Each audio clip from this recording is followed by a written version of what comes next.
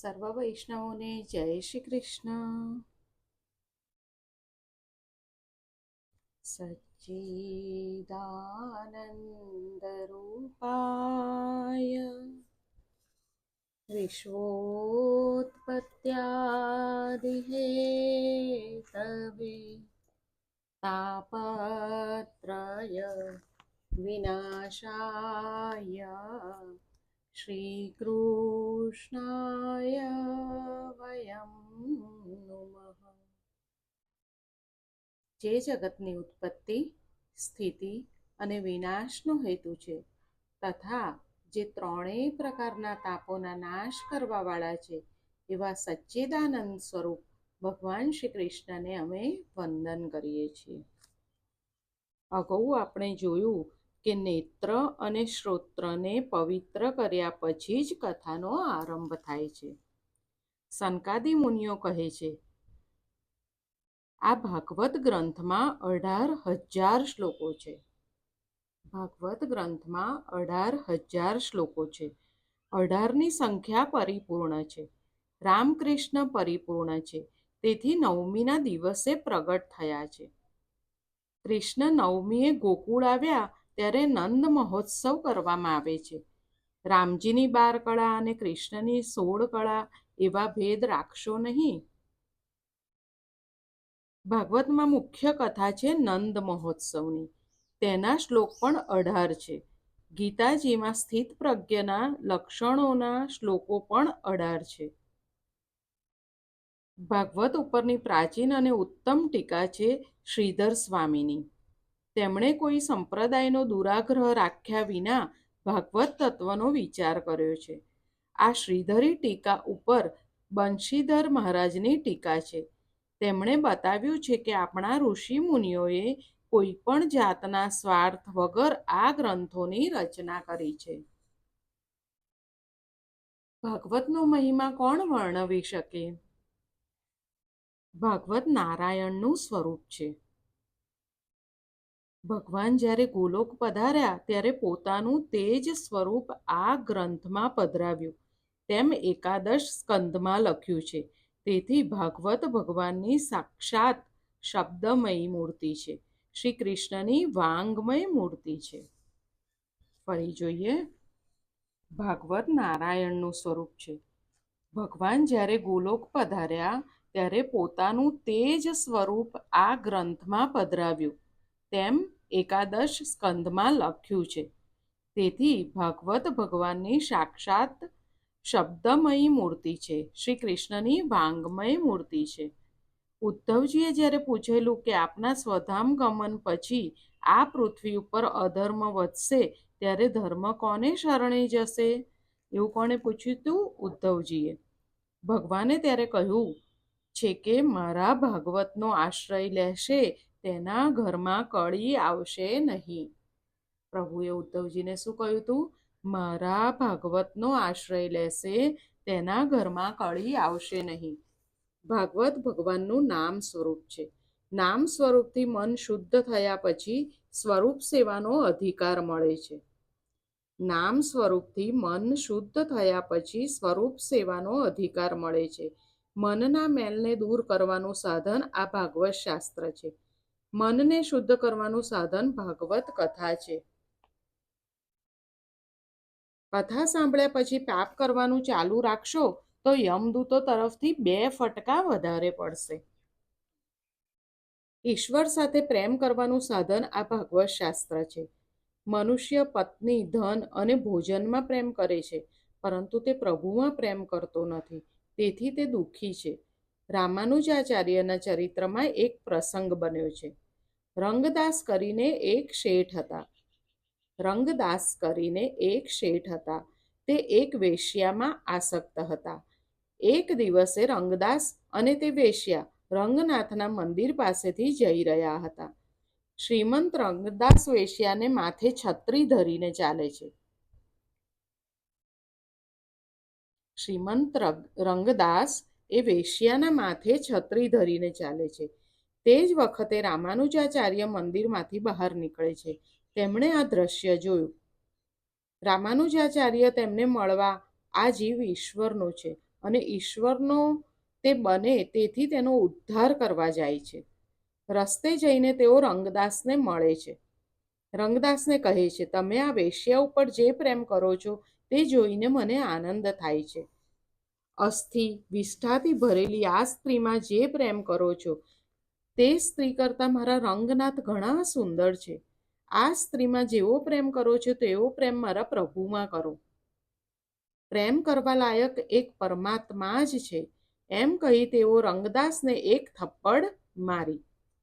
રંગદાસને સમાધિ લાગી. રંગનાથના દર્શન થયા. તે પછી કોઈ દિવસ રંગદાસે એ સ્ત્રીમાં પ્રેમ કર્યો નથી. મનુષ્ય પ્રેમ પાત્ર ક્ષણે ક્ષણે બદલે છે. મનુષ્ય પ્રેમ પાત્ર ક્ષણે ક્ષણે બદલે છે, પરંતુ ક્યાંય તેને સંતોષ કે શાંતિ મળતા નથી. બાલ્યાવસ્થામાં મા ઉપર પ્રેમ કરે છે, જરા મોટો થતાં મિત્રો ઉપર પ્રેમ કરે છે, લગ્ન થાય એટલે પત્ની સાથે પ્રેમ કરે છે. વખત જતાં તે જ વહાલી પત્ની ઉપર અણગમો આવે છે અને કહે છે કે મેં લગ્ન કર્યા એ મોટી ભૂલ કરી. ત્યારબાદ પુત્ર ઉપર પ્રેમ કરે છે, ત્યારબાદ પૈસા ઉપર પ્રેમ કરે છે વગેરે. માટે ઈશ્વરને પ્રેમનું પાત્ર બનાવો કે જેથી પ્રેમનું પાત્ર બદલવાનો પ્રસંગ જ ના આવે. ભાગવત શાસ્ત્ર વારંવાર સાંભળશો તો પરમાત્મા સાથે પ્રેમ થશે અને પ્રેમ વધશે. આજકાલ લોકો ભક્તિ બહુ કરે છે, પરંતુ ભગવાનને સાધન માને છે અને સંસારના સુખને સાધ્ય માને છે. તેથી ભક્તિ ફળતી નથી અને લોકો દુઃખી છે. ભગવાનને સાધ્ય માનો, સંસારના વિષય સુખને નહીં. કથામાં હાસ્યરસ ગૌણ છે. કથા કોઈને હસાવવા માટે નથી. કથા ઈશ્વરને રાજી કરવા માટે છે. શ્રોતાઓના હૃદયમાં જે શોક જાગૃત કરે તે સુખ. શ્રોતાઓના હૃદયમાં જે શોક જાગૃત કરે તે સુખ. કથા શુદ્ધ હૃદયે રડવા માટે છે. મારા જીવનનો આટલો સમય નકામો ગયો વગેરે ભાવ હૃદયમાં જાગે તો આ કથા સાંભળી સાર્થક. કથા સાંભળ્યા પછી વૈરાગ્ય ન આવે, પાપ ન છૂટે તો એ કથા સાંભળી શું કામની? ભાગવતના શ્રવણથી, દર્શનથી, પૂજનથી પાપનો નાશ થાય છે. શ્રીમદ ભાગવતના શ્રવણ માત્રથી જ સદગતિ મળે છે. કથા શ્રવણનો લાભ આત્મદેવ બ્રાહ્મણનું ચરિત્ર કહીને સંભળાવ્યો. દ્રષ્ટાંત વગર સિદ્ધાંત મનમાં ઠસતો નથી, તેથી આત્મદેવ બ્રાહ્મણનું ચરિત્ર કહ્યું છે. કથા એકલું રૂપક નથી, કથાની લીલા સત્ય છે અને તેમાં રહેલું આધ્યાત્મ પણ સત્ય છે.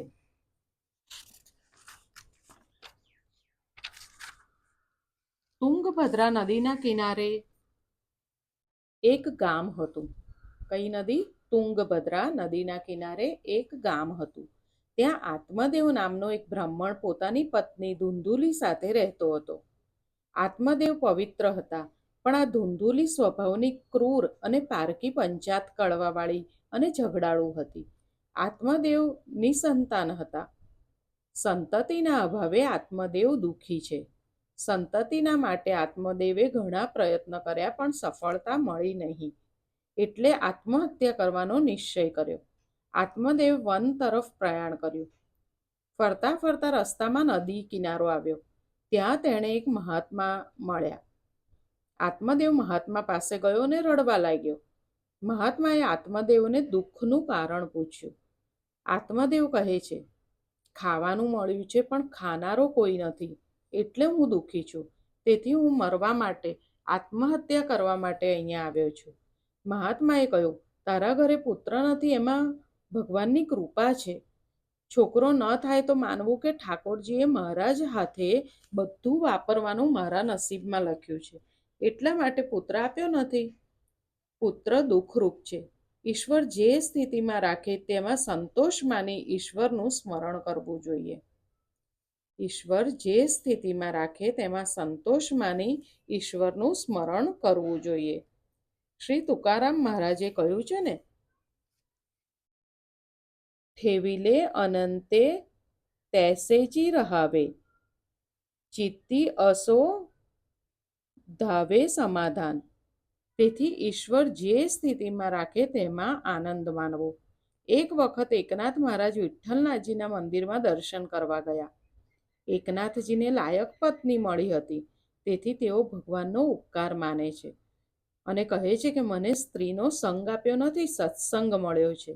તમે અનુકૂળ પત્ની આપી છે, તેથી હું તમારું ભજન કરું છું.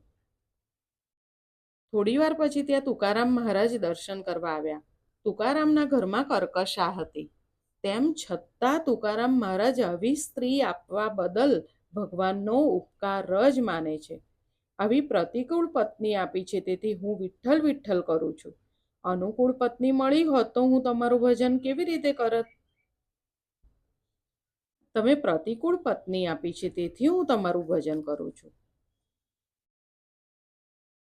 તેથી હે નાથ, સારું થયું. એકનાથજીને અનુકૂળ પત્ની મળી, તેથી તેમને આનંદ છે.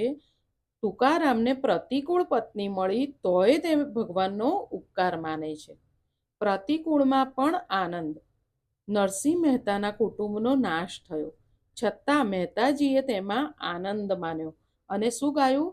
ભલું થયું ભાંગી જંજાળ, સુખે ભજશું શ્રી ગોપાળ. એકની પત્ની અનુકૂળ, બીજાની પત્ની પ્રતિકૂળ અને ત્રીજાની પત્નીનું મરણ, તો પણ ત્રણેય મહાત્માઓ આનંદ માને છે.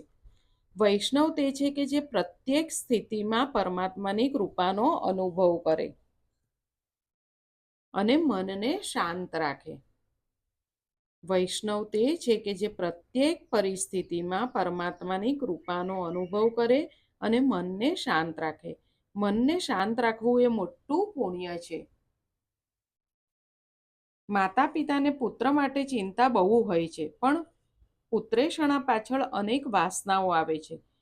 પુત્રેષણા અને પછી વિત્તેષણા અને પછી લોકેષણા જાગે છે. આત્મદેવે કહ્યું કે મહારાજ, મને પુત્ર આપો. પુત્ર પિતાને સદગતિ આપે છે. મહાત્મા આત્મદેવને સમજાવે છે. શ્રુતિ તો એક ઠેકાણે કહે છે કે પુત્રથી મુક્તિ મળતી નથી. વંશનું રક્ષણ કરવા માટે સત્કર્મ કરો. શું કહે છે મહાત્મા? કે પુત્રથી મુક્તિ મળતી નથી. વંશનું રક્ષણ કરવા માટે સત્કર્મ કરો. પુત્ર જ જો સદગતિ આપી શકતા હોય તો લગભગ બધાને ત્યાં પુત્ર છે, તેથી દરેકને સદગતિ મળી જાય. પિતા એવી આશા ના રાખે કે મારો પુત્ર શ્રાદ્ધ કરશે અને હું તરી જઈશ. શ્રાદ્ધ કરવાથી તે જીવ સારી યોનિમાં જાય છે, પણ એમ ન સમજવું કે જન્મ મરણના ત્રાસમાંથી છૂટે છે. શ્રાદ્ધ, પિંડદાન મુક્તિ ન અપાવી શકે. શ્રાદ્ધ, પિંડદાન મુક્તિ ન અપાવી શકે. શ્રાદ્ધ કરવું એ ધર્મ છે. શ્રાદ્ધ કરવાથી નરકમાંથી ઉગારો થાય છે, પણ માત્ર શ્રાદ્ધ કરવાથી મુક્તિ મળતી નથી. શ્રાદ્ધ કરવાની ના નથી. શ્રાદ્ધ કરવાથી પિતૃઓ પ્રસન્ન થઈને આશીર્વાદ આપે છે. પિંડદાનનો અર્થ કોઈ સમજતા નથી. આ શરીરને જ પિંડ કહે છે. આ શરીરને જ પિંડ કહે છે. તેને પરમાત્માને અર્પણ કરવું, તેને પિંડદાન કહે છે. નિશ્ચય કરવાનો કે મારું જીવન મેં ઈશ્વરને અર્પણ કર્યું છે. આ પ્રમાણે જીવન અર્પણ કરે તેનું પિંડદાન સાચું. બાકી માત્ર લોટના પિંડદાનથી મુક્તિ મળતી હોય તો ઋષિ મુનિઓ ધ્યાન, યોગ, જપ, તપ આદિ સાધનો કેમ કરે? જીવન મરણના ત્રાસમાંથી છોડાવે છે સત્કર્મ.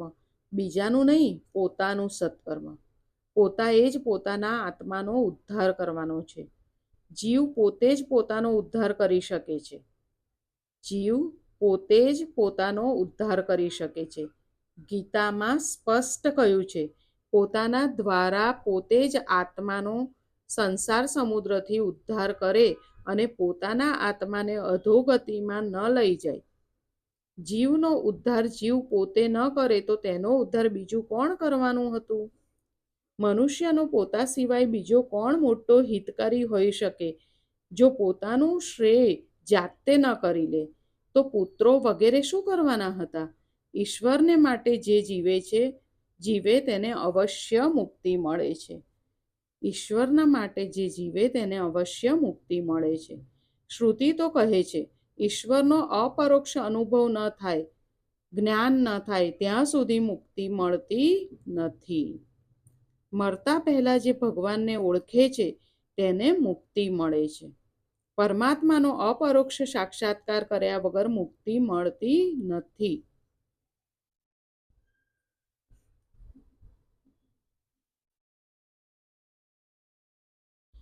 તેમને જાણીને જ મનુષ્ય મૃત્યુનું ઉલ્લંઘન કરી જાય છે. પરમપદની પ્રાપ્તિ માટે આ સિવાય બીજો માર્ગ છે જ નહીં. ભગવાનને જાણ્યા સિવાય બીજો કોઈ માર્ગ નથી. બાકી કેવળ શ્રાદ્ધ કરવાથી મુક્તિ મળતી નથી. તમારું પિંડદાન એટલે કે આ શરીર, પિંડદાન એટલે પિંડ એટલે આ શરીર, આ શરીર પરમાત્માને અર્પણ કરજો તો જ તમારું કલ્યાણ થશે. તમારું પિંડદાન તમારા હાથે કરો એ જ ઉત્તમ છે. જે પિંડમાં છે તે બ્રહ્માંડમાં છે. નિશ્ચય કર કે આ શરીર પિંડ પરમાત્માને અર્પણ કરવું છે. નિશ્ચય કરો કે આ શરીર પિંડ પરમાત્માને અર્પણ કરવું છે. તારું પિંડદાન તું તારા હાથે જ કેમ નથી કરી લેતો? ઘરમાં જે છે તે બધું વાપરી નાખ અને નારાયણ નારાયણ કર. આ બધું મહાત્માએ આત્મદેવને સમજાવ્યું. આત્મદેવને આ ઠીક લાગ્યું નહીં. આત્મદેવે કહ્યું, મહારાજ, પુત્ર હોવાના સુખની તમે સંન્યાસીઓને શું ખબર પડે? માટે તમે આમ કહો છો. છોકરો ખોળામાં બગાડે તો પણ માતા પિતા પ્રસન્ન થાય છે.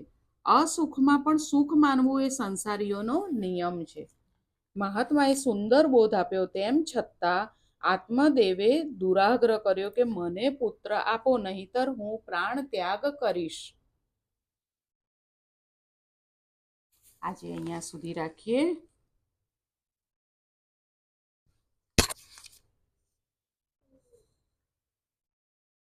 આજે આપણે જે વાંચન કર્યું તેમાંથી એ શીખવા મળ્યું કે ઈશ્વર જે સ્થિતિમાં રાખે તેમાં સંતોષ માની ઈશ્વરનું સ્મરણ કરવું જોઈએ.